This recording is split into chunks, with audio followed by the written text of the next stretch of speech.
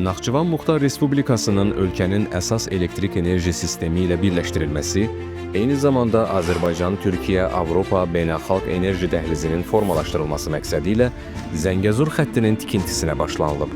Ölkə başçısının tapşırığına əsasən Azərenerji tərəfindən Cəbrayıldan Ağbəndə qədər 74 kilometr, paralel olaraq isə Naxçıvandan Ordubadın sərhəddinədək 105 kilometr uzunluğunda 2 dövrəli və 1000 megawatt yük ötürmə qabiliyyətinə malik 330 kilovoltluq yüksək gərginlikli ötürmə xətti inşa olunur.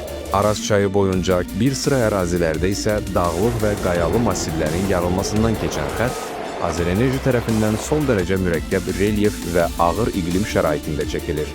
Layihənin növbəti mərhələsində Zəngəzur dəhlizini keçməklə 44 kilometr məsafədə əlavə ötürmə xətti inşa ediləcək və həmin xətt gələcəkdə Ağbənd və Ordubad istiqamətində çəkilən xəttlə birləşdiriləcək. Eyni zamanda Naxçıvan şəhərində yeni 330 kilovoltluq yarımstansiya tikiləcək. Artıq bu məqsədlə 49 hektar torpaq sahəsi ayrılıb və mobilizasiya işlərinə start verilib. Azərbaycan-Türkiyə Avropa enerji dəhlizi layihəsinin davamı olaraq daha bir strateji mərhələnin icrası planlaşdırılır.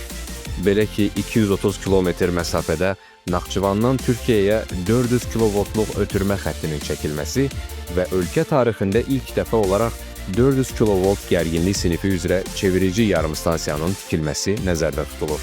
Naxçıvan Muxtar Respublikasının ölkənin vahid enerji sisteminə tam inteqrasiyası, Muxtar Respublikanın tezlik tənzimlənməsində xarici ölkədən asılılığının aradan qaldırılması, həmçinin Avropa enerji bazarlarına çıxış imkanlarının yaradılması baxımından bu layihə strateji əhəmiyyət daşıyır və Azərbaycan tarixinin ən iri enerji layihələrindən biri kimi qiymətləndirilir.